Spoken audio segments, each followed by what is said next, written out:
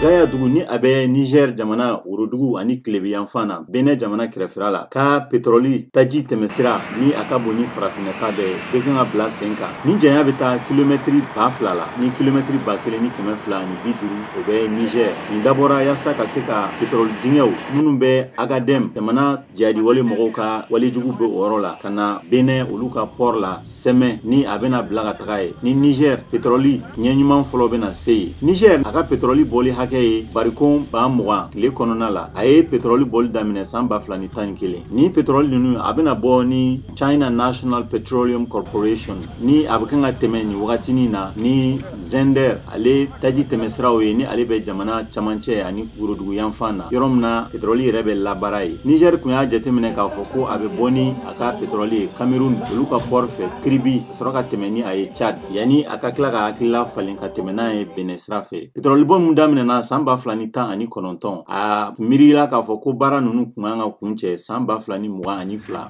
nka Covid murangɛɲɛ bana ye a to o baaraw sumayara. Ni laseli kɛra AFP ma Nafiu Isaka ni ale ye West African Oil Pipeline Company o ɲɛmɔgɔba ye ni olu de bɛ kan ka nin baara in yɛrɛ ko kɛ. U ka WAPCO ni ale ye CNPC o bolofara ye a kɔni bɛ kan k'u cɛsiri. Sisan u ko tiyo minnu kɔni donna a bɛ taa fɔ kilomɛtiri 600 la olu de bilala. O b'a yira k'a fɔ baara 151 ani tomi 5 o de kɛra. Niger a kɔni ni kow tagara nin cogoya la bɛna se ka a yɛrɛ ka petroli bila duniya sugu fiyɛ kan a daminɛ juillet san 2023 la. U ka petroli ministri ka kuma la a bɛ saridasu 700 bɔ minnu bilalen don nin yɔrɔ la dendeli la yasa lakana o ka se ka sabati. A bɛ lakanabaliya kɔnɔna la hali n'a sɔrɔ lakanabaliya kɔni ma kɛ jadi mɔgɔw fɛ nin waatinin na AFP ka lakana dɔnbaga dɔ ka kuma na mun y'a yira ko a tɔgɔ kana fɔ.